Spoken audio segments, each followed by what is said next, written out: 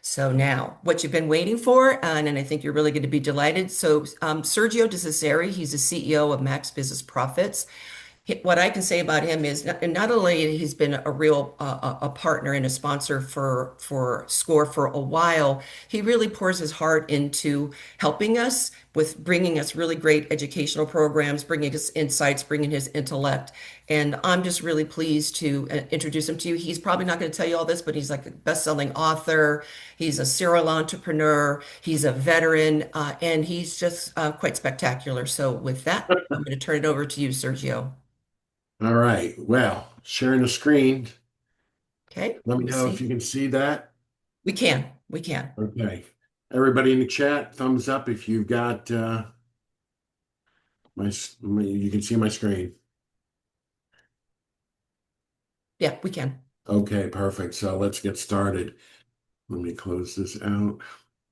All right. So, as wonderful Adrian says, my name is Sergio De Caesar. I have been in this space for about a dozen years or so.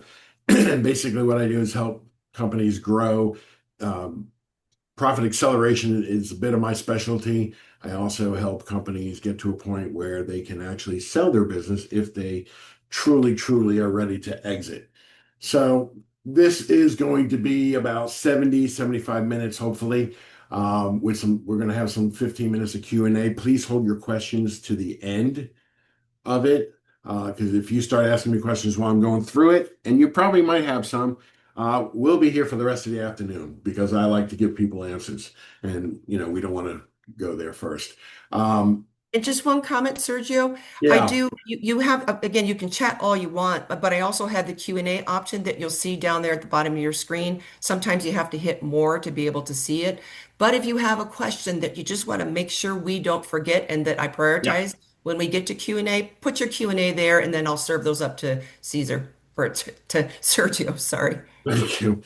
Um, all right, so moving forward, I want to say thank you to everyone who showed up today, and um, thanks for being here because I have to tell you, I'm genuinely glad to see that business owners are still actually interested in something as old-fashioned as making profit and making more money. Because right now, everywhere you turn, somebody wants to talk to you about the next shiny object when it comes to business. Anybody know what that shiny object is right now? AI, right? AI is the big shiny thing right now. And don't get me wrong, don't misunderstand me. I'm a big believer in technology. I spent years in the technology business, and today I work with businesses as an agentic AI consultant. I'm certainly not anti-AI, but here's the problem. Before you bolt on a turbocharger onto your business, you might want to make sure the engine is running properly, right?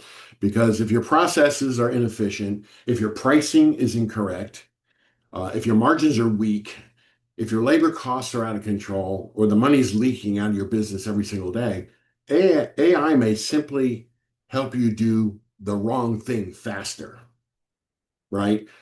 And that's not transformation. That's accelerated dysfunction.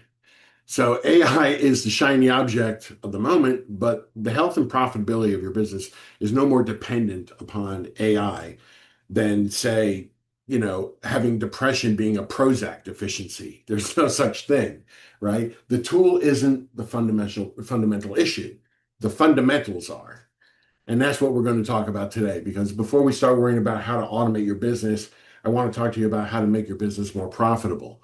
How to identify the money you're already earning but never getting to keep, right? How to uncover profit that may already be sitting inside your company. And look, I sit down with companies all the time and I say, you give me 60 minutes, I'll find you 50 grand. And it's not that hard to find because I know where to look. But, you know, relatively small improvements in the right areas can dramatically change what fails to your bottom line. But before I show you where the money's hiding, I want to start with something even more important. I want to talk about real quick why businesses are struggling and why so many are failing, particularly over the last 5 years. Because once you understand what's actually killing profitability, you can start fixing it. And that's where profit acceleration begins. So, moving along here. Okay. I don't know if you guys can see that or not. Sergio, it's still your first slide. Yes, I'm trying to figure out why. Okay. Maybe while you're doing that, I'll do one of our polls.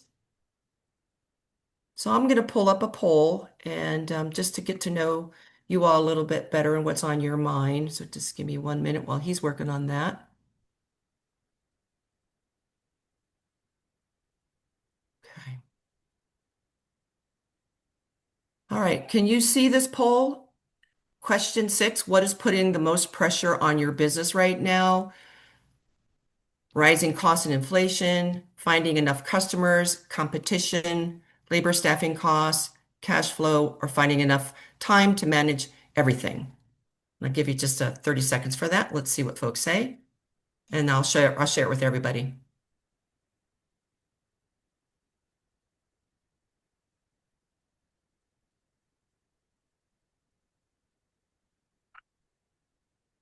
Okay, 10 more seconds.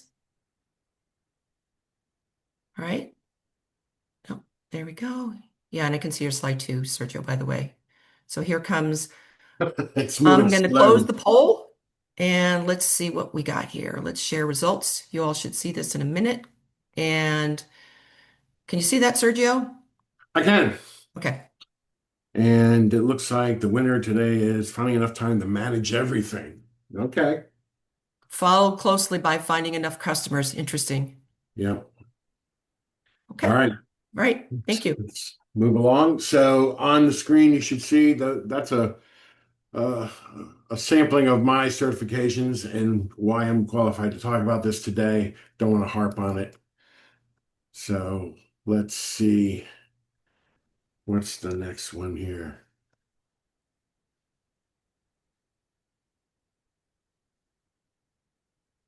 I don't know, Adrian. It's not working too well. It's not cursoring through. No, I may have to stop the share and reshare it again. Okay. Sorry, we got on early to work out the technicalities of the difference between a Windows environment and a Mac environment. And this doesn't seem to like the Mac environment as much as it likes the Windows environment.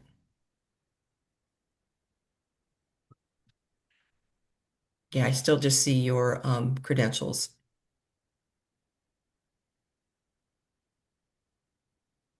This is going to be fun. Oh, I don't know what I did, but Do that again. It says my goal for it today. worked. Okay, so my goal for you today is number one, help you understand profit acceleration.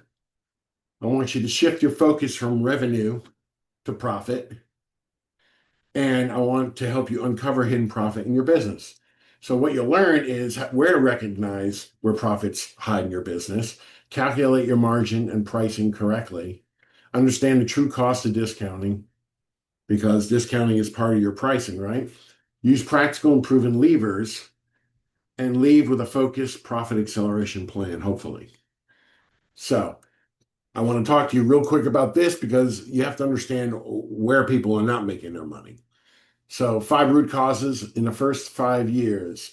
So, anybody know what percentage of companies don't make it to 5 years? If you got a number in your head, put it in the chat. Adrian, tell me what you see.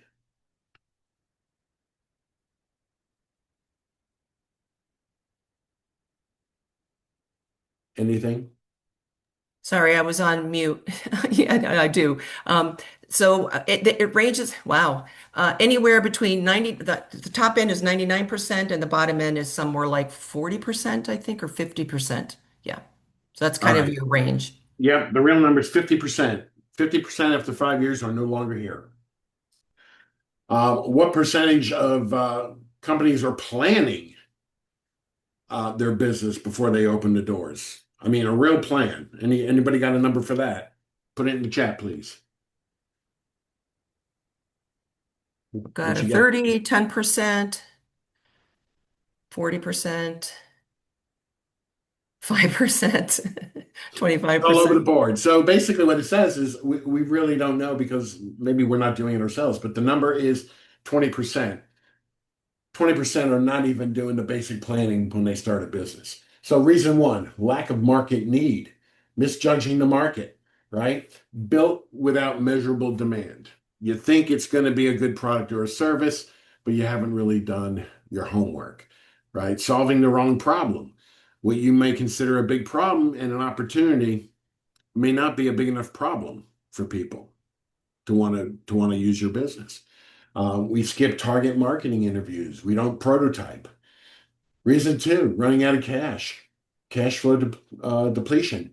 This is one of my favorites. High burn rate. We're overspending on overhead, luxury offices.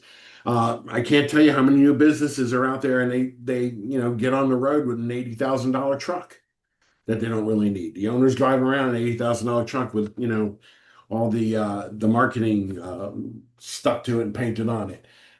Funding gaps, failing to raise subsequent capital. Businesses they're operating on shoestrings. Well, you got to have a marketing budget.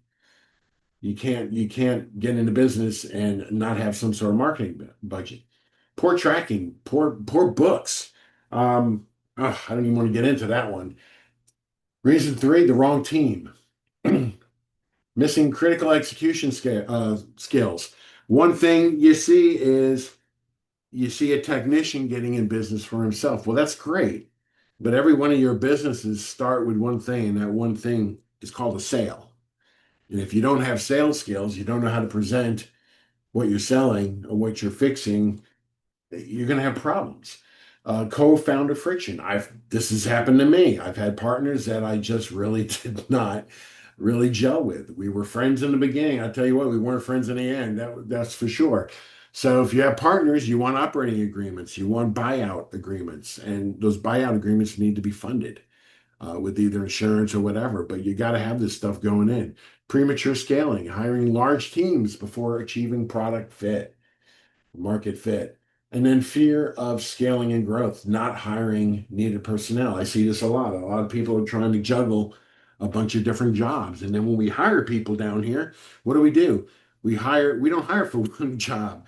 We hire for three jobs. We say, okay, I need a person to do this, but when they're not doing this, I want them to do this. That's not how it's done. Not how you do it. Flawed pricing and costs. Deficient pricing models, underpricing. I see this every single day. You're setting the prices too low to cover operational overhead. Hidden costs, underestimating raw materials, shipping, delivery costs, labor costs. Unsustainable CAC.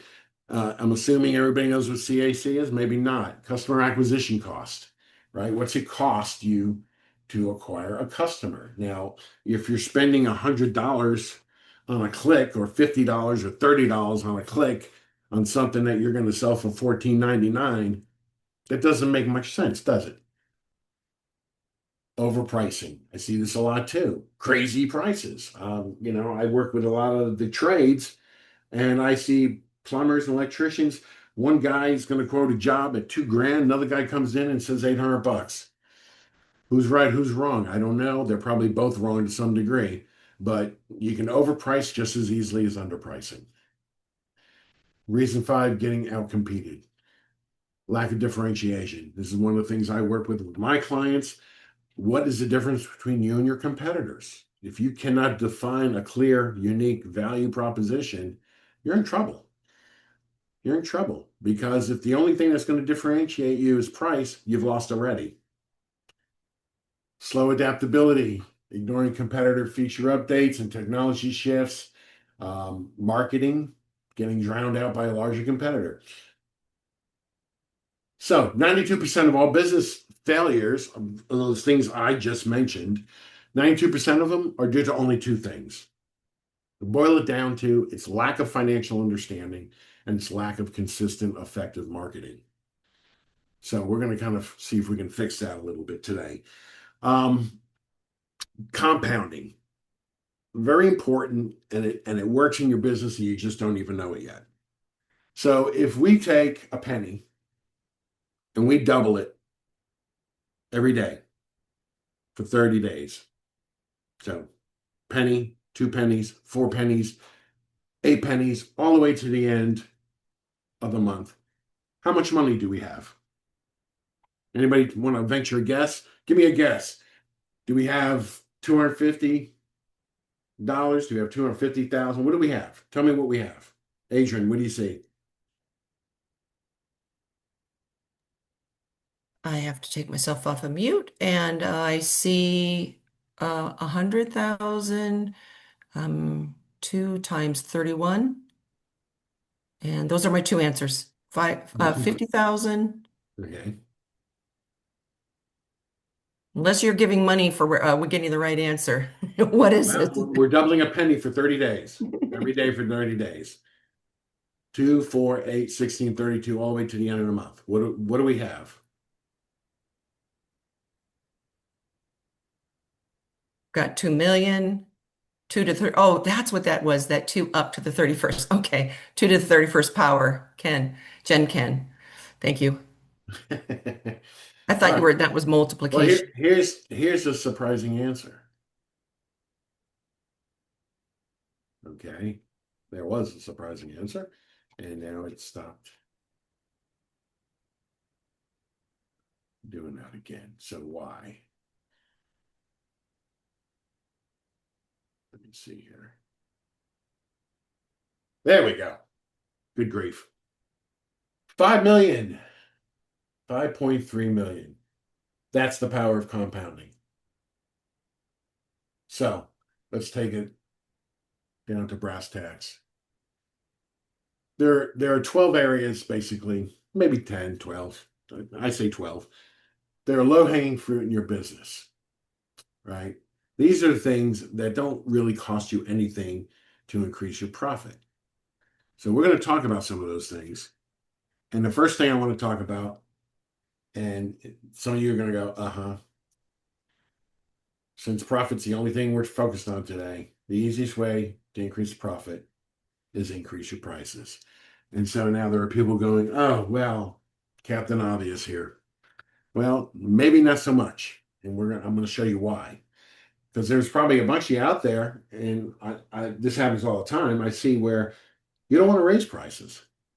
You're like, man, things are tough enough. What, I'm going to raise prices and price myself out of the market? Not necessarily. Let me show you why. So, but before we discuss all that, there's two major factors that affect pricing in your business. Number one, pricing is very misunderstood to begin with. All right. If you sell widgets, all right, you got $100 in materials, you got 75 in labor. That's a total of 175. We call it just cost of goods, right? You want to make a 35% profit on each one of those things sold. So looking at the formula, is this how you do it? Adrian, you got anybody who says yes? Anybody who says no? I keep bothering Adrian. She's No, no, blinking. no. I'm sorry. I just always maybe I'll just keep myself off mute.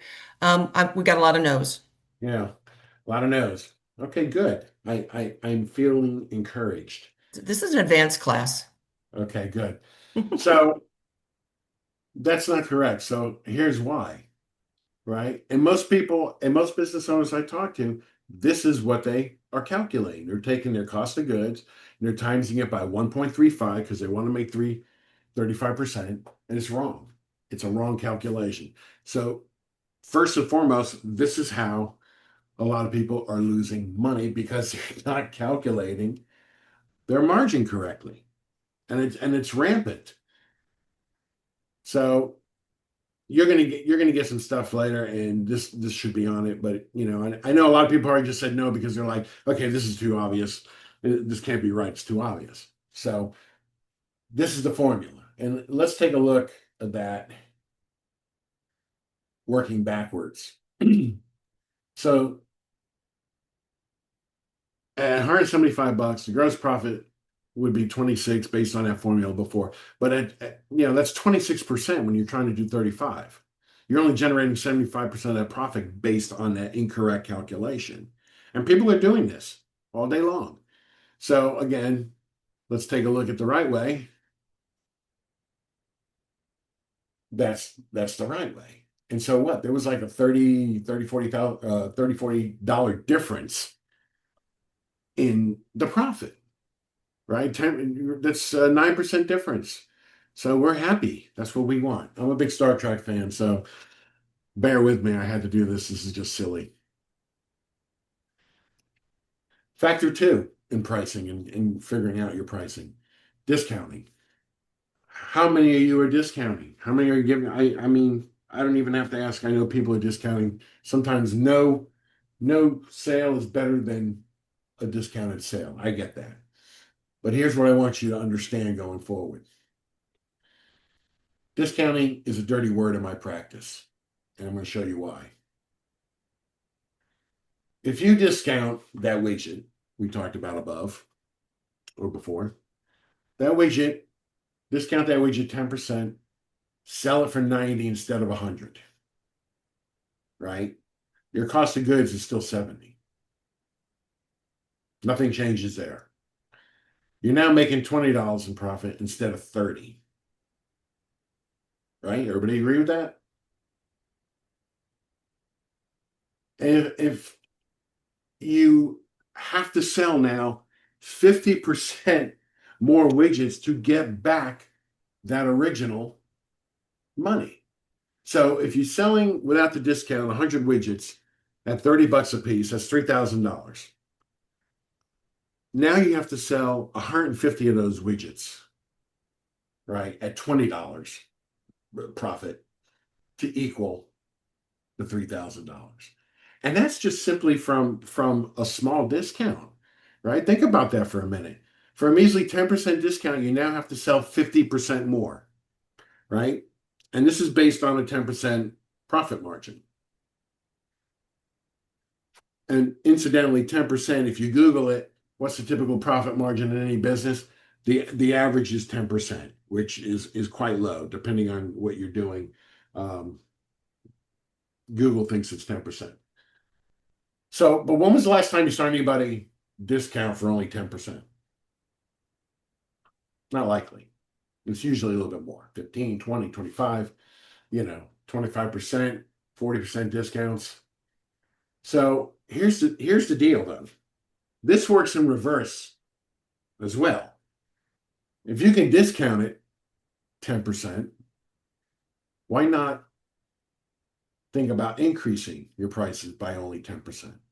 Right? Because 10% ain't that much. It's negligible. Right? This is where compounding comes into play. So if you increase the price of that widget by 10% and you sell it for 110, right, instead of 100, your cost of goods is still 70. But now you're making $40 in profit instead of 30. That's a 33% increase in profit on a 10% price increase. So the business is now making an additional $10, right? All of which is profit. That's 33% increase. And for this business to make $1,000 in profit, selling their widgets at $100 each, they would need to sell 3.3 widgets. But by increasing the price by 10%, guess what? Now they only have to sell 25 widgets based on a new profit margin. Now, that means you just break even. Just to break even, this business would have to lose 25% of their customers, right? Because people are like, oh my God, I just raised my prices. People are now, I'm going to lose business. Do you think anybody's going to lose 25% of their business based on a 10% increase? I don't think so. I've never seen it in my time of doing this. And there's simply no faster or easier way to generate additional profit. Of course, you can test this going forward by just erring on the side of caution, test the increase on a small scale to gauge reaction. But I think you'll find most people just walk around going, okay, well, cost things go up. So most small businesses today haven't even raised their prices. Well, since I know a few haven't done it since they opened a few years back. There are businesses out there that for the last 4 years, 5 years, unless they were forced to due to inflation and having to buy stuff that's much more expensive now, wholesale, a lot of them won't do it. They're afraid. And I'm telling you, don't be afraid. This is an easy fix. Don't get caught in the trap. And it helps to know your break-even ratio. And if you don't know what your break-even ratio is, that is what does it cost? And everybody should have this, everybody should do this exercise. If you own a business and you haven't done this in a year, this should be one of the first things you do when you hang up today. Okay? Figure out what it costs to keep your doors open on a daily, weekly, and monthly basis. If you don't know those numbers, you're flying blind. Okay? You need to know what it costs you to open the doors every single day. That means insurance, labor, electric, all those things. You should have a number in mind.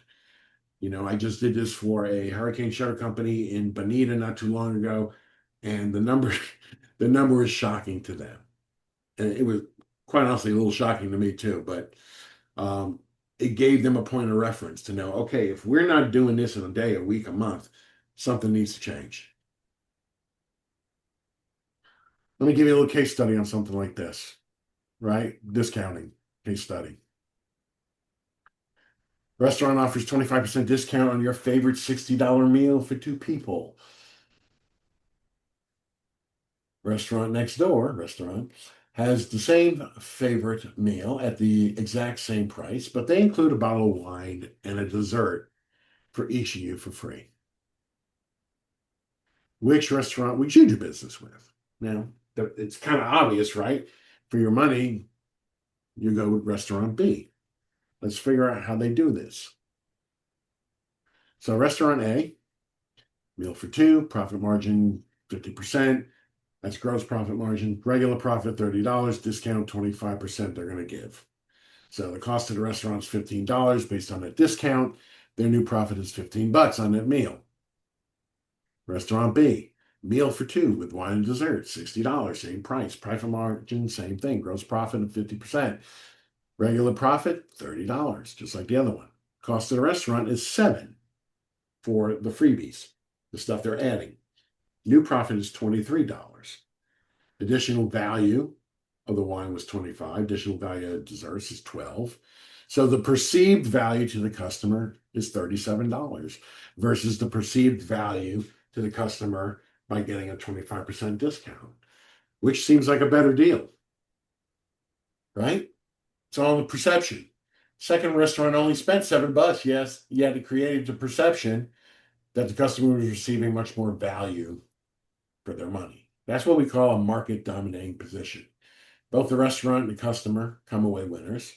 And once restaurant B promotes this offering in their marketing, it will create what we call the market dominating position. Leveraging your P&L, right? We're going to talk a little bit more. Here's some more low-hanging fruit. Leveraging your P&L. P&L, profit and loss statement. We have the advanced class here, so I don't have to tell you that. So what does that mean? So this simply means you need to know which areas of your profit and loss statement you can make the most money in the shortest amount of time with zero cost to you, right? So here's the question. So Adrian, I want you to watch the chat and tell me what people are saying. Okay. Which is more effective, lowering your overhead or increasing your revenue? Which one's going to make you more profit? Okay, waiting for answers. Lowering overhead is where we started. You can put 1 for lowering overhead or 2 for increasing the revenue.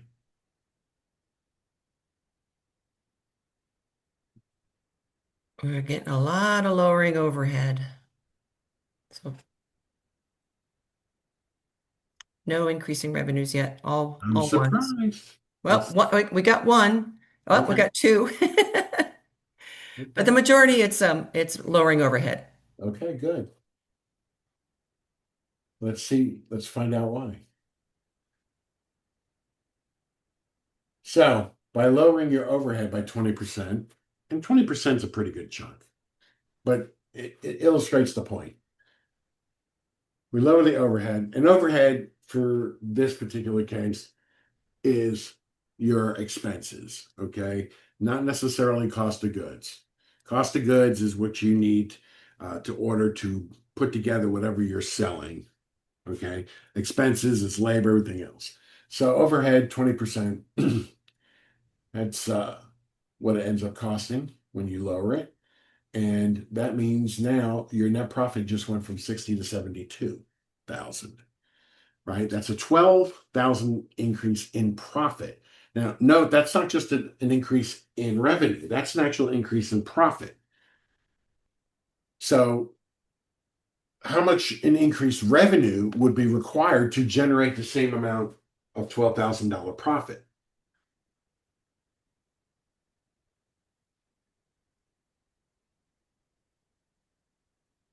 A 40% gross profit means that for every dollar in sales, we can say 40% is profit.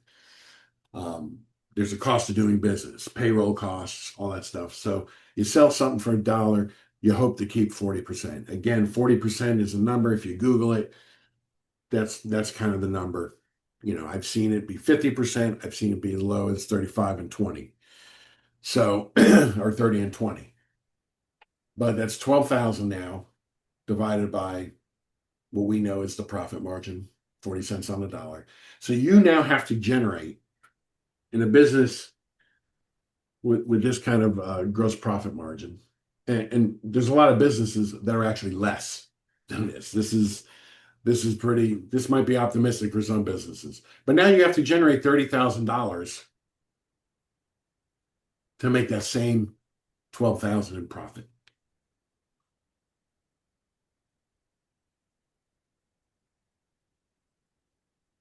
Every dollar reduction in overhead costs generates 100% of that amount to your bottom line. Every dollar of increased revenue delivers only about 40 cents. It's called the cost of doing business. That means reducing overhead has a 250% greater impact versus increasing revenue. All right. And increasing price and cutting costs always brings you 100% to your bottom line, always. So here's a bonus tip. And y'all can pull your P&Ls, sit down with a monthly P&L and kind of figure, okay, if I cut my costs, somehow find a way to cut just 5%, 5% of my costs, combine it with a 5.5% increase in whatever you're charging, right? Not even 10, right? We're saying 5.5%. That will double the profit of any business that has a net profit margin of 10%, regardless of revenue or gross profit. I think that's pretty amazing, actually. If of course, you have more than 10% margin at the end of the day, yeah, it increases even more. Now, and 10% net is not is that may seem like a low amount. I can tell you, working with the trades, a lot of these trades, the median net income is only anywhere between 4 and 8%. 4 and 8%. At the end of the day, after everything's paid, they're making in profit somewhere between 4 and 8%. Now that's the median. Are there outliers at 10%, 12%? Sure, there are. But there's also a lot that are at 1, 2, maybe less. So again, this is what we're talking about when we're talking about compounding. Compounding an expense reduction with a minor increase, it makes your profit go up exponentially. So to show you that on this calculator, based on $1 million, 50% gross profit margin, net profit margin of 10%, you cut the cost by 5%, increase price by 5.5. You can see where it actually doubles in the lower right-hand corner. The profit margin went from 100 to 200,000. So it's not theory. I can show this all day long. So options for increasing net profit. Let's talk about that a little bit. So the secret to increasing your net profit is to create more value, hopefully through innovation. Yes, AI helps with this kind of thing, but innovation doesn't have to be AI because there is a cost to AI. And incidentally, 95% of all the enterprises, companies out there that are using AI, 95% of them, as of the last reporting, are losing money because the implementation of the AI has been so expensive. So, how do we innovate as a small business? Well, let's talk about offering additional value through what we call bundling. And this will helpfully eliminate the need for discounting. So, just out of curiosity, does anybody recall a commercial on television where they actually talk about this? There's a company that advertises and they actually use this term. Anybody remember what that is? Adrian, anybody putting anything in there? Not seeing any thumbs up or any comments in the, oh, progressive. There we go.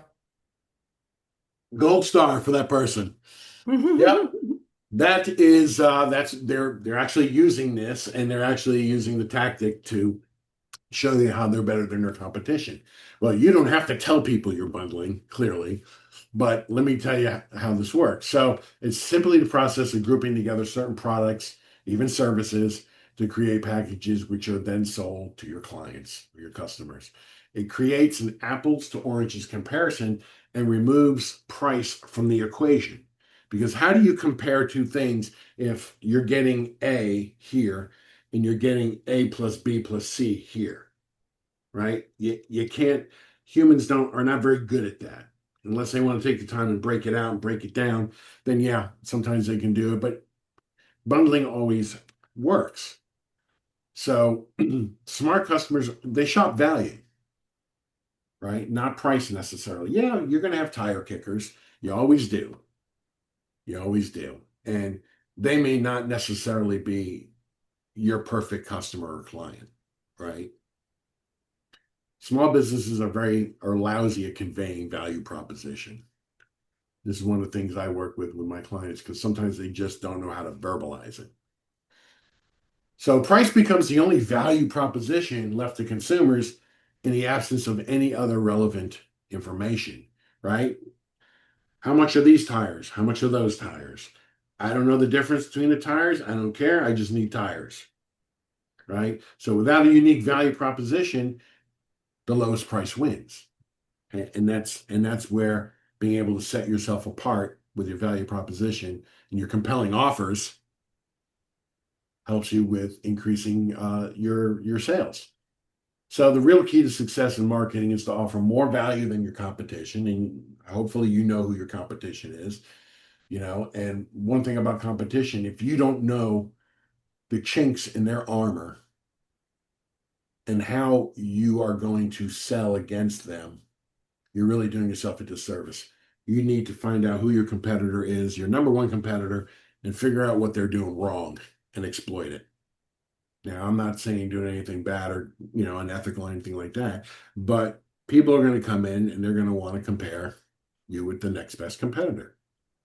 And in the lack of information, in the lack of a value proposition, they are going to have you compete on price, and you don't want to be there. Um, Prospects will pay twice the price if they believe they're receiving four times the value.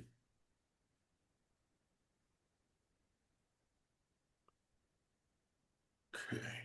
Let's really talk about right now about upselling, cross-selling a little bit. Upselling means offering a higher grade or quality or size of an item um, that the customer may be interested at that point when they're ready to buy. Cross-selling is offering other products and services that complement what you're selling them. Who's a master of this? Anybody know out in the real world who's got this mastered? Adrian, any answers there? Not yet. It's real simple. And as soon as I tell you, everybody's going to be like, oh, yeah, of course. Anything? Amazon? No, no, no. A little more closer to home. Somebody says Alex. I don't even know what Alex is. I'll give you a clue. Supersize, right? Would you like Yeah, fries with you gave it that? away. They're Yeah, getting would me you like now. fries with that? Would you like to supersize for just a little bit more? Right? So the thing with cross-selling and upselling, 34% of the people you ask those questions to, right? Would you like fries with that? Yeah, okay. How about supersize? Oh, yeah, it's not that much more, so I don't need to lose any weight. So 34% of those people always say yes. 34%. So in teaching your salespeople and you yourself, this should be part of your sales process. The cross-selling and the upselling. Must. That's a quick and easy way to add more revenue to the business. And if you don't have something, oh, we already have poll results. If you don't have something, put something together. Or get somebody like me to help you put something together. Let's talk about, because we're talking about all this other stuff, let's really quick talk about lead generation. Because, I mean, there's a lot of people here, and the poll said, I don't know, 53%, I think it was, Adrian. It was the majority, yeah. Yeah, that Yeah, said, leads. leads is the problem. Okay, leads may not be the problem. Um, it could be conversion of those leads, but let's get through this. The key to successful marketing. Anybody want to hear this? Anybody? Adrian, Is that a rhetorical question? it's a rhetorical question only because I want to make sure everybody's awake for this. This is I, important we've stuff. got yeses, and so far I believe people are awake, even though I don't see Okay, okay.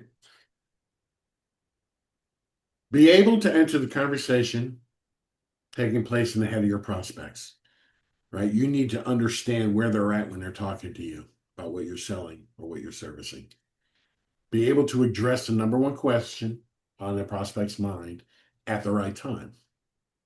And realize that the conversation that's taking place in every prospect's mind revolves around two major points. That's it. Two things. First thing, there's a problem they don't want. And there's a result they want that they don't have. So the conversation is the strategy. So that is the key. And when we're talking about more leads here, and that's where the market dominating position comes into play. That is where the compelling offer comes into play. Um, and that's what needs to be worked on. So in developing these compelling offers and developing a market dominating position, I showed you an example of that. Selling solutions are most powerful when they include the following. People don't buy products, they buy feelings. They don't buy products, they buy states of mind. They don't buy products, they buy identities. And people don't buy products and services, they buy solutions to problems, right? You're the problem solver. This sometimes I see in conventional marketing and advertising, it doesn't sometimes really, they don't really use this sometimes. And if you're not solving a problem that they need solved, none of it really matters. So do you want to dominate your competition? Um, there's a picture. Anybody know what that's a reference from? The cannoli or the gun? Adrian? I'm guessing it's a movie, but nobody has answered it yet. Nobody knows this? God, I must be getting old. Yes, you are. Oh, thank you. This is Godfather, the movie The Godfather, right? He comes to go, goes to see the old man. He's like, all right, you can have the cannoli, you can have the gun. Either way works for me. So to dominate competition, you'll need to create a market dominating position and incorporate a compelling offer. So to do that, you also need to understand the buyer's journey. And this isn't any of the stuff I'm telling you so far. Is not my stuff. This is not a guess. This is people like Tony Robbins, Chet Holmes, bless his heart, he's dead.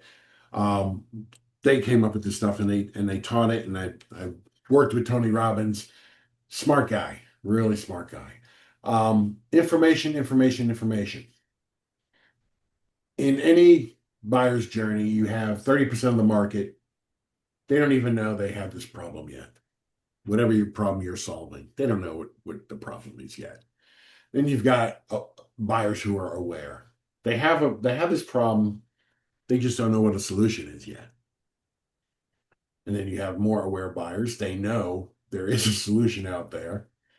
And then buyers ready for a solution. I got two A's in there. Ready for a solution. Who should I buy from? The 10%. Who do we end up marketing to always? Maybe that 10%. But the right now buyers, the people who walk through the door, that's like less than 1% of the market out there. So what's my point in all this? My point in all this is you create your marketing to revolve around the information, because the problem they don't have today, they may have tomorrow. They don't have it tomorrow, they may have it next week. They have it next week, they don't remember you, they're going to talk to somebody else who does. Right? And this is how it's done. Must-haves for an overview for the lead gen. So you create a market dominating position. You develop a compelling offer. And again, a compelling offer is the offer that makes them feel silly to walk out the door. Like, if you don't take this, let me think about it. They're going to want to jump on it. That's a compelling offer. And it can be done with any business. You just need the right mindset to complete that. Design your marketing message around the conversion equation. I show you the buyer's journey. Send your prospect to a squeeze page, not your website. How many people are still using websites, their home website, for lead generation? Give me a 1 in the chat box if you're still trying to use your website for lead generation, not a squeeze page. So what's the difference, you might be asking? The website is, okay, XYZ company. We've been in Naples for 25 years. Family run. Sergio, very quickly, hold Yeah. on. And not everybody, like squeeze page, a lot of people also use landing page. So you just want Landing to page and clarify. squeeze page Yeah. are the same thing. Yeah, just clarify for folks. Yeah, I'm trying to clarify right now, but what Okay. the website is the big gangly, we do everything and service everybody type of website. Squeeze pages, landing pages are very specific to one product and one service. If you're selling more than one product and one service, solving more than one problem on a squeeze page or a landing page, it's not really a squeeze page or a landing page. It's a website. And that's the difference. So squeeze pages, landing pages, and landing page, we don't use that much anymore because it usually refers to the home page to a website. But squeeze pages, they're basically you're driving traffic to a solution that you provide for a very specific problem. And there's a big difference in that. Websites are great for credibility.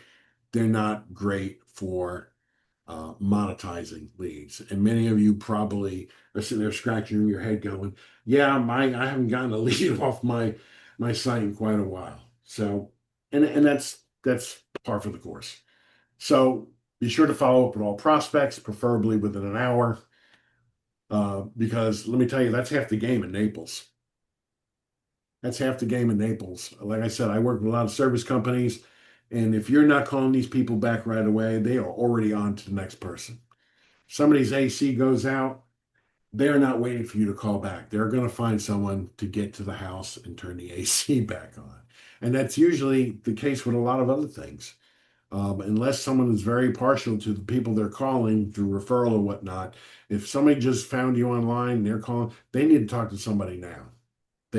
Our appetite, our patience has really gone out the window in the last couple of years. We want stuff now. We want people to answer us now. We want people who call us back right away. So if you're not answering your phone, if you're sending it to a voice machine, any of that stuff that gets between you and solving their problem, they're going to call somebody else. So calling people back in less than an hour or picking up the phone directly, you've got half the battle beat right there. And most of your competition, this stuff I shared with you today, they don't know it. They just don't know it. And that's how you create a competition crushing lead system.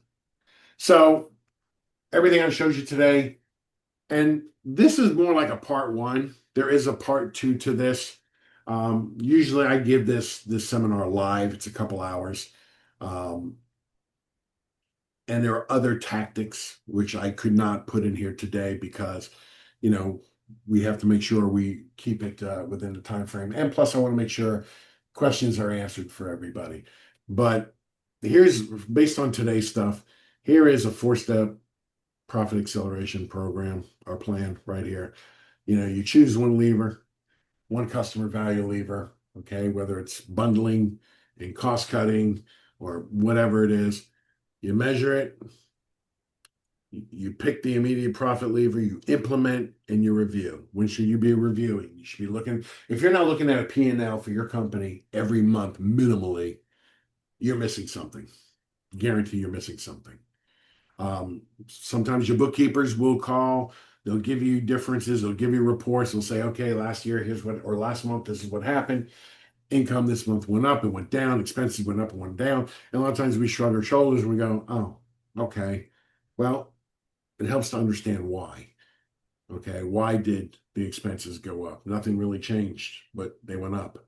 Or the income went down. Okay, everybody says it's summertime. Income sometimes goes down. I know other businesses that are killing it because the fact of the matter is, you know, we're getting away from the season thing, right? I hear a lot of people say, well, you know, we make a lot of money in season. Well, maybe you do, depending on the business you have.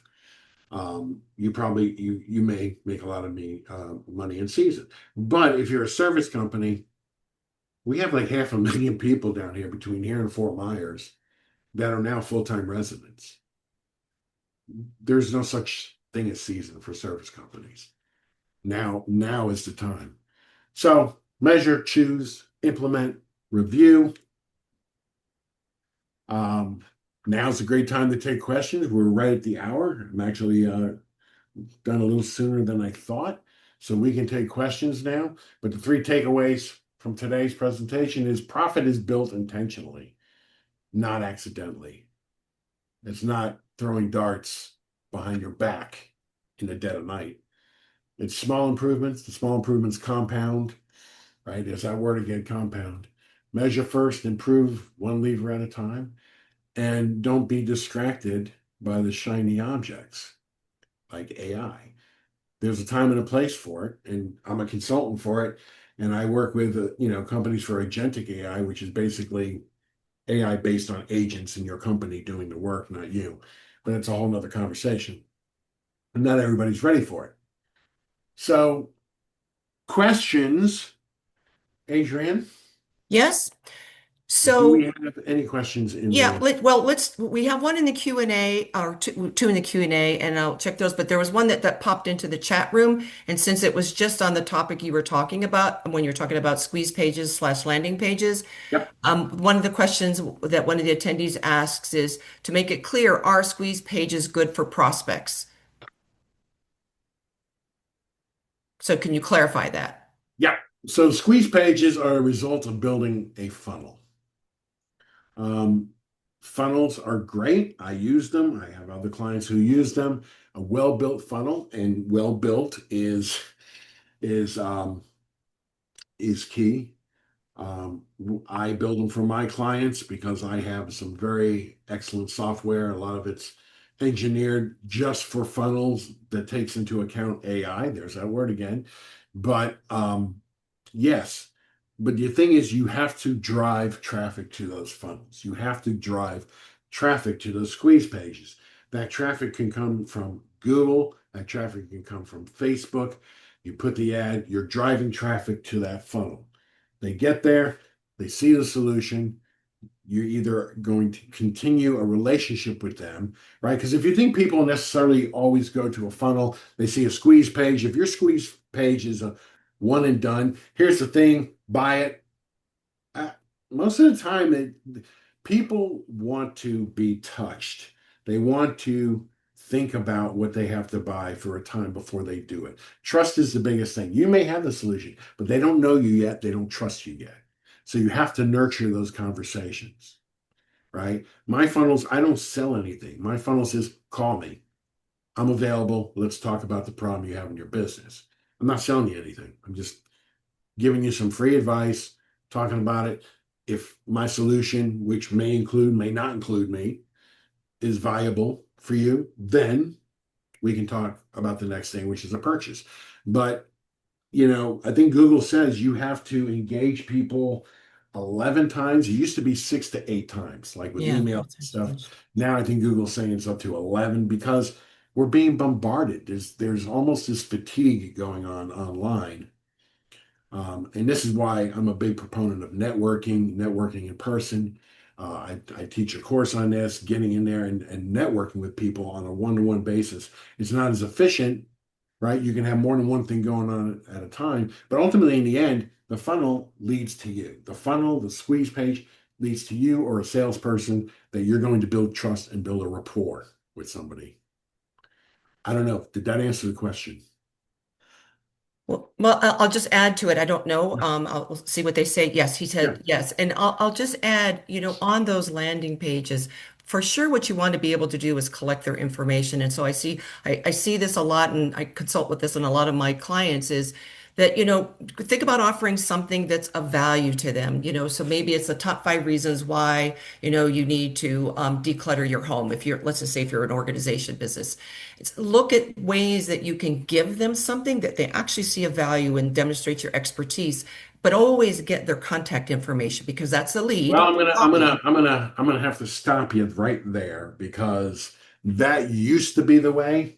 And what they're seeing, there were some studies that were done on this just recently, and some of the guys I work with who are the best in the world at this, they're like the minimum is the maximum. So no last names, not necessarily a phone number, maybe an email address if you're giving something away, because they're So you're not finding, really arguing with me. You still want their yeah, contact no, information. It's a waste of yeah. time if you can't contact them. That's But what. I see squeeze pages all the time with first name, last name, No, no, email, no. phone Make it number. easy. But you need you Right. need you need their email, and you'd like to have a Bare first and last minimum. name. Bare minimum. Yeah, Whatever you need to send them, you don't need to know their last name. You don't need to know their phone number, none of that I stuff. didn't I didn't offer any of that. No, but just to make the point.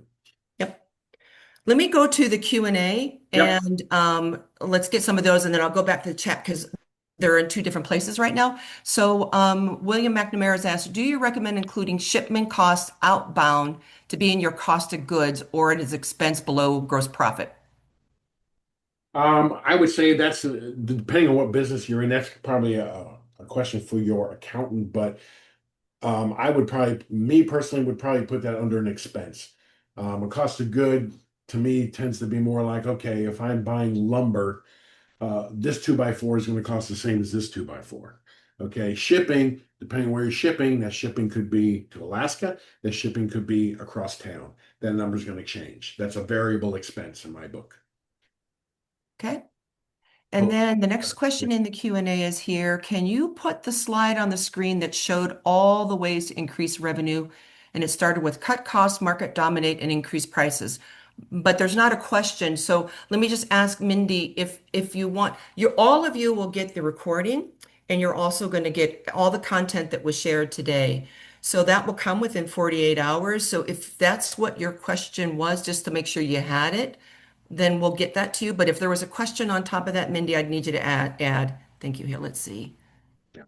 Yeah. Okay. Yeah. So, Mindy, would it be sufficient to you? Yeah. All right. All of you are going to get that information. Okay, great. Now, let me go back up in the chat. There were a few questions. And then, okay. So, Richard Siegel has asked, if you have a monopoly, how much can you change when there's no price sensitivity? If you have a monopoly, say it again. If you have a monopoly, it sounds like it doesn't have any competition. And Richard, please elaborate if you'd like, or I can even take you off mute and you can talk live. How much can you change when there's no price sensitivity? Well, look, I mean, first of all, if you have a monopoly in the legal sense of the term, you may have a problem with the U.S. government. But let's just say there's no somebody who competes directly with you. Um, a direct competitor doesn't necessarily have to exist to be a competitor. There might be other solutions. For instance, internet business. Okay, um, Comcast. Who's a competitor for Comcast? Is it Sprint? Is it Verizon? I don't know. I could tell you it's probably Elon Musk's product, Satellite. It's not the same genre of technology, it's a different genre of technology, but that would be a more direct competitor than, say, Sprint, AT&T, or Verizon. So I'm not really sure what you mean by a monopoly, but if you can charge whatever you think you can get away with realistically, um, I'm not sure what really you're asking me. Let me see if I can unmute Richard Yeah, because put them on. he's adding let me just find him here and I'm going to let him speak because he's got Sounds some fun, man. additional value add on that we probably all can benefit from. Okay. Yeah.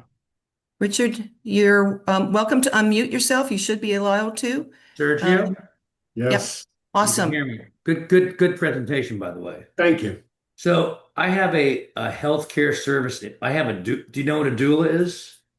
A what? A doula. A doula. Man, it's not ringing any bells. They help women with childbirth. They're non-clinical, Okay. Yep. Yep. very popular now. Yes, it's getting there. It's actually my client. She has basically a huge market share, and we're messing around with, how much she should charge. And I just, is it just a matter of feeling it out? Because Well, many of those people, it's very price, there's not a lot of price sensitivity. If a woman wants this service, they want the service. so what I would say is, and if I was consulting her, I would probably go to her and say, so paint me the picture of who is your perfect avatar? Who is the group of people buying this service from you the most? Right? Because if it's a certain demographic or a certain psychographic or a certain, let's say, financial demographic, that's where the money is, right? Yeah, there are people outside those demographics that could, but if you price it so high that, let's say, a middle class demographic is not going to play with that, then how much are you leaving on the table, right? Right. You Right. want to price it so you make money, but you also don't want to price it where it's Right. ridiculous, you know. And she's one of those that's afraid to raise her. She's booked for the next 10 year actually.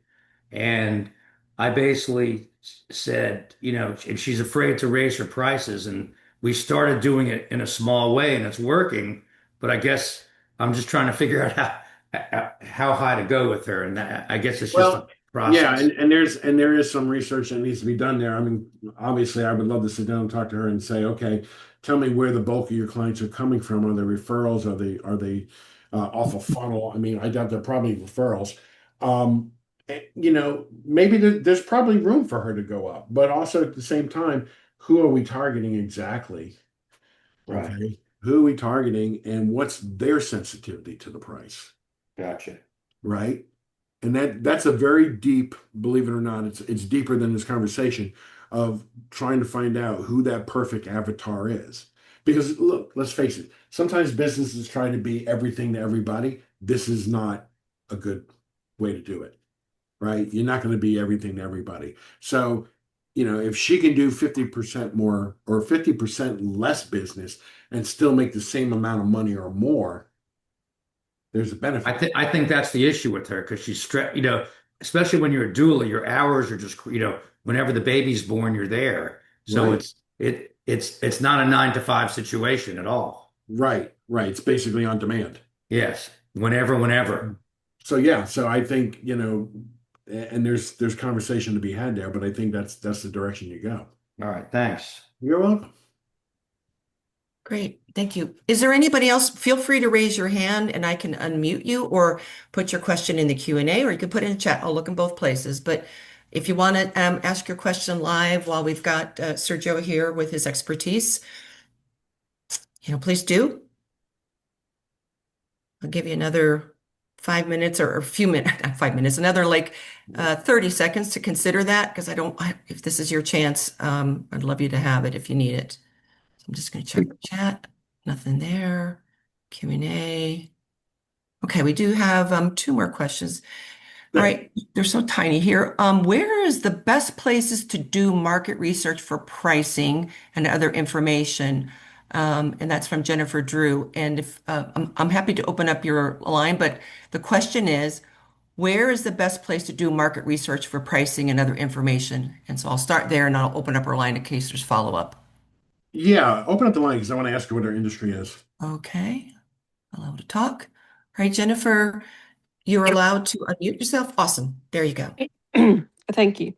So I'm in the world of signage, and this part of my business is fairly new for the last 3 years, and I'm trying to figure out what the best markups are, to get a profit, but a fair price, of course. I've tried doing a little bit of research just through AI and some other things, but I can't really find any valid information, or if that makes any sense. I hear what you're saying. I just find that hard to believe that you cannot find that information online for that industry. I actually worked in the signage business many, many years ago. There are industry standards with that industry. I'm trying to think of the book. And let me clarify also is I'm not actually doing the manufacturing, so we're more like a broker, and I'm using a wholesale manufacturers. So Okay. the Are we talking about market, what? Neon signs? not neon, but that's kind of outdated these days for the most Yeah. part. But any type of like wall sign, channel letters, pylons, monuments, ADA, wayfinding signage, anything Yeah, like no, that. you should be able to find everything you need online. There are, um, and you can get into chat. I mean, this is where I think some AI comes in handy. A lot of it's just, doing the prompt I correct. did, but I just felt like the answers and the links it led me to were just still very vague. Like they didn't give any solid direction for me. Um, well, are you looking for what the typical profit margin is on something, or Yeah, what? the percentage of markup. That should be a no-brainer. That's easy to find stuff. I mean, I just threw a book away yesterday. I wish I didn't now because I have a book. It's about this thick, and it has all the different industries in it, and it shows me exactly what the profit margins should be, what the labor cost should be on anything. Um, Adrian, if maybe hang on, let me. I could probably send you in the right direction. Jennifer, what is your email address? Jennifer, JENNIFER at JED, JED graphicdesign.com, and that's singular. Okay. Let me see. I know I have resources online, and right now it's escaping me, but I have online resources that tell me pretty much a lot of that stuff. Okay, great. So Thank let me you. see what I can send your way for you. All right. Thank you. You're very welcome. So there is another question from Mark Redriff, and I'm going to open up his line because he's also got some insights too. So Mark, Hi, this is Mark. great. So I'll end with the question. Just the statement I made agreeing is that I raised my online software prices 30%, on-premise 10%. The only objections I got were from the smallest businesses, and those were easy to work with, just a couple of them. But all the large payers have not objected to a 30% price increase. And then my question is, large site software customers like to lock in pricing up to 5 years. Just wonder if you had any thoughts on locking in prices. Thank you. Well, yeah, based on what your profit margin is, and it may not be a percentage, it's probably more like a multiple because it's software. Um, Yeah, I mean, if you feel like your costs can't really change that much in 5 years, I think 5 years is a long time. Clearly, if we had durable goods, we would not do that. But when you're talking about digital product, which is software, is what it is, you Yeah. know, you could, I suppose. I don't see why anybody would want to do that. Yeah, the cost of the product, is already produced. So I Yeah, mean, I'm feeling okay. I just, yeah, it's okay. I mean, a recent one who's coming on board, they locked me into 79,000 a year for 5 years, and I'm like, yeah, okay, well that I'm gonna make some money there, right. Well, you and know. there's more than one way to skin a cat too, right? So Yeah. you can have a lock-in contract, but the lock-in contract may require just a 5% increase over 5 years, right? You can say, well, look, I can't lock it in at Right. this price today because I'm giving you a good price, but I can guarantee I won't raise it more than 5% next year or Yeah, 5%. lock in the price increase instead of locking in the Correct. price. Because then yeah, because I think that's a better way to go because I think at the end of the day, come year 3 or 4, you're probably like, damn, why did I lock that in at that price and when I could have Yeah. made a couple points more, right? That's what I would do. Is Thank you. that helpful? Thank you. Yes. Yeah. Good. Very clear. Okay, You're very inspirational. Thank you. Thank you. thank you. All right, so there is still some additional questions I have to find in the chat. Okay, so Jen Ken, I'm going to ask the question and then I will open up his line just so you can speak to him. How would we price bulk chemicals that are infrequently traded, non-commodities, non-specialty chemicals, pharma, high spec? And that's the question. How we price bulk chemicals that are not necessarily traded frequently. And we find Jen Ken. I could open it up. All right, there you go.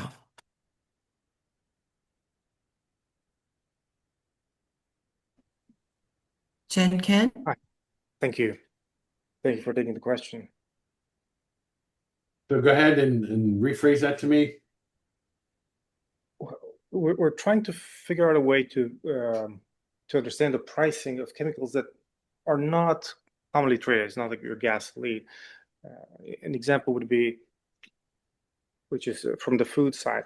You go to a store, you buy a papaya drink, juice. It's half apple juice and half papaya. It's a mixture of two.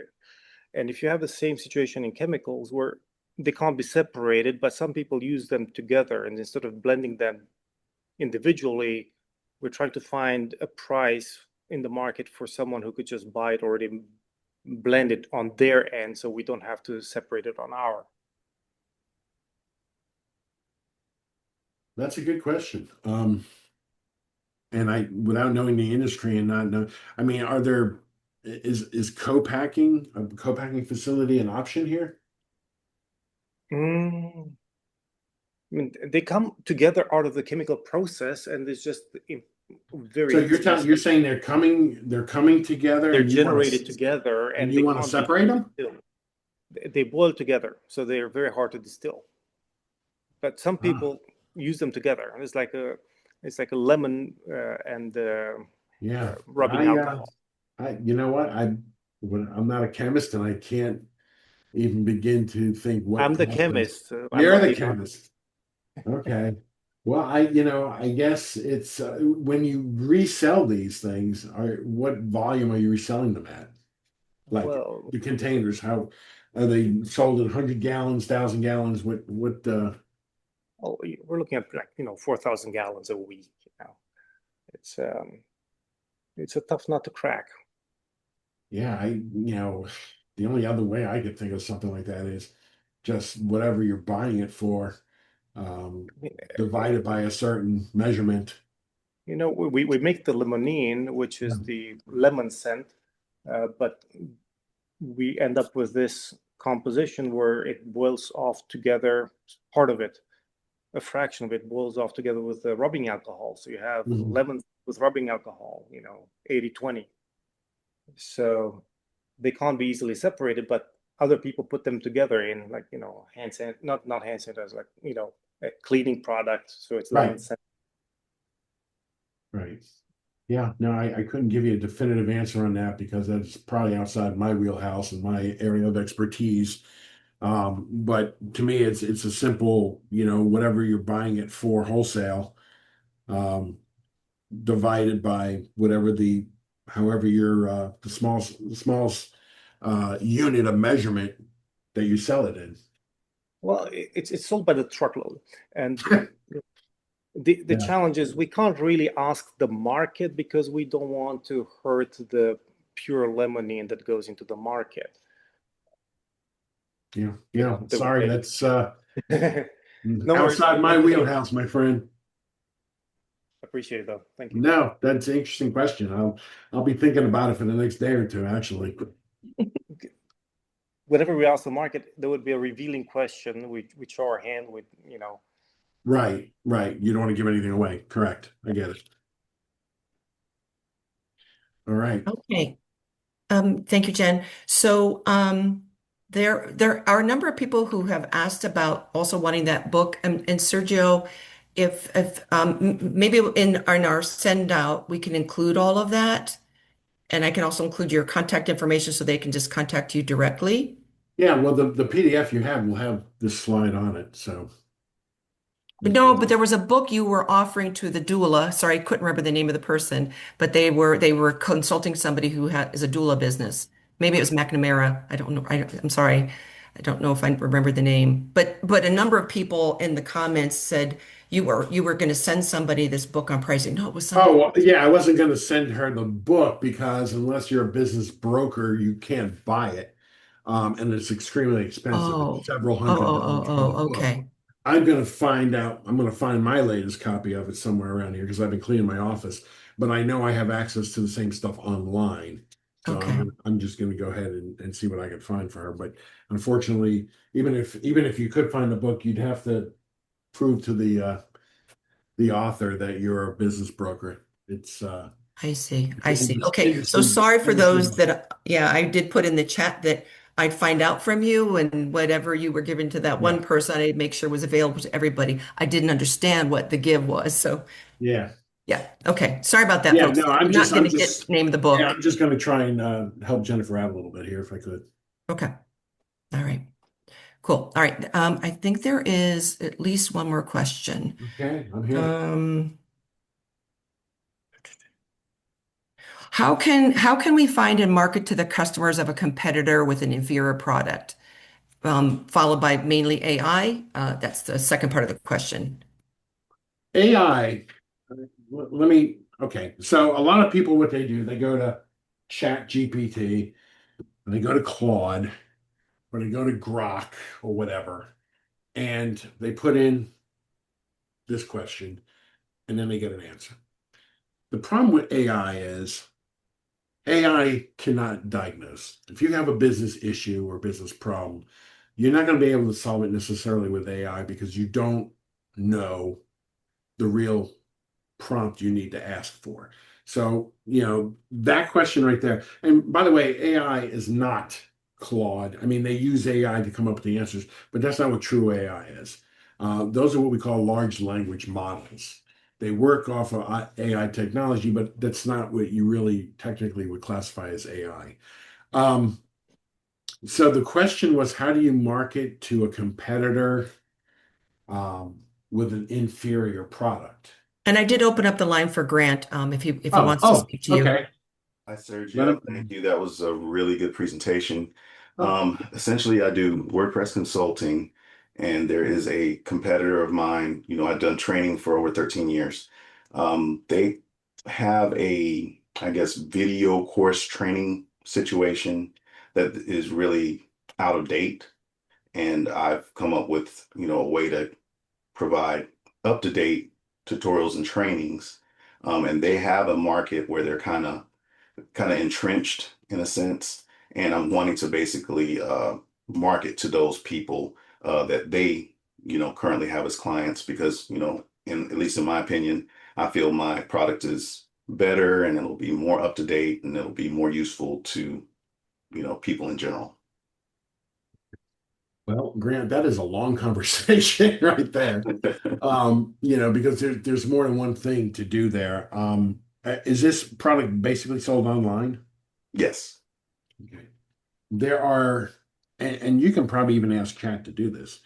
There are website scraping applications that will pretty much tell you on the back end who they're targeting and who they're marketing to. Okay.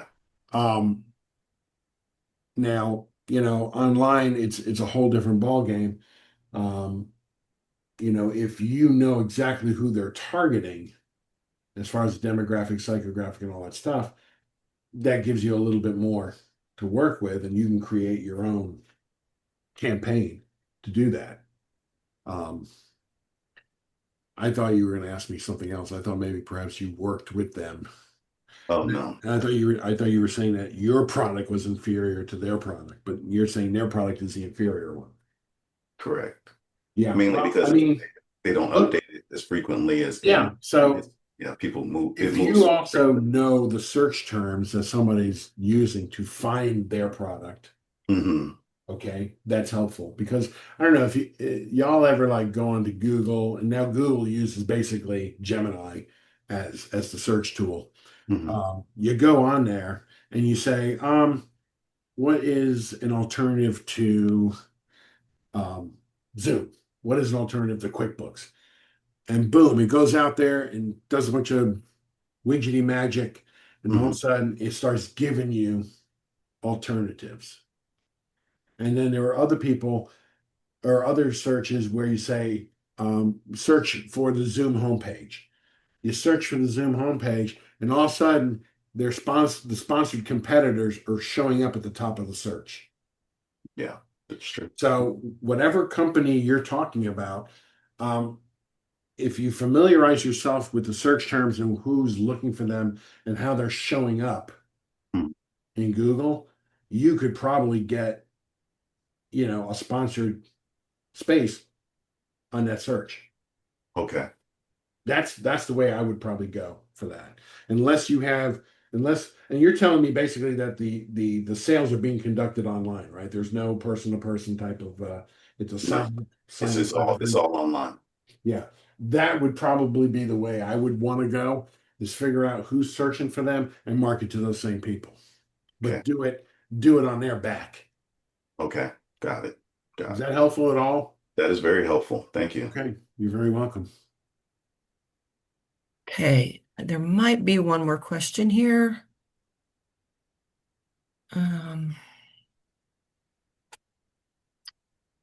Let's just see. Let me just check this one last. Sure. Okay, large site software customers like to look in price. Okay, Mark Woodruff, I think I'm going to have to let's answer this one live. I'm not sure. I'm catching what even when I read it, I'm not going to be able to. So, Mark, if you want to open up your line and say that question, if you're still there. Maybe not. Oh, okay. It's already answered. All right. Awesome. Okay. I have one last slide. So if there aren't any further questions for Sergio, you see all of his contact information there. Please reach out. I mean, he's an expert. He runs a business. Again, he's a SCORE partner. He's not a SCORE mentor like myself. But he's certainly reachable, and do reach out if you have needs that you'd like to talk to him about. Thank you. So thank you so much for your participation. There are just a few little things to button up here. There is the recording, just so you know, I know some of you came late. All the recording, any materials that we shared in here, we will send to you by Friday. That'll be in a Google shared drive. If you don't have a Google address, there's a little extra step where you have to ask me, even though I grant you access, you still have to ask me for that. So I'm sorry about that, but that's just the way the SCORE system works, and just for our own kind of security purposes. So the other thing is you will get a survey. If you could please fill that out. That really helps me a lot because I developed this training program. I'm the one who goes out into the community, find great speakers like Sergio. And so I'm always looking for how to improve the programs. And even further, if you're interested in being a speaker, let's talk. I'd love to talk to you on a business relevant topic for the small business community. Stay connected. You can either QR code or click on any of these. And if you want to mentor, you want to learn more about what we do, just reach out. You can also scan the QR codes here and follow us on social media. I don't post that much. I'm going to try to do better on that, but You're not going to see a ton by Adrian, except every now and then I post about a seminar that's coming up. But check us out. All right, with that, I'm going to close. Thank you very much. Can I say one thing? Sure. Everybody, if you liked what you heard today and you want to hear more, because like I said, this is almost like a part one. If you're interested in attending a part two, please let us know that as well. And please let SCORE know if you liked what I gave today and taught you today. Please let them know that you're pleased with that. Thank you. Thank you. Have a great day, folks. Go forth and be profitable. You want me to Take stay care. on? You want me to Yeah, stay we on? can stay on. Yeah. Okay.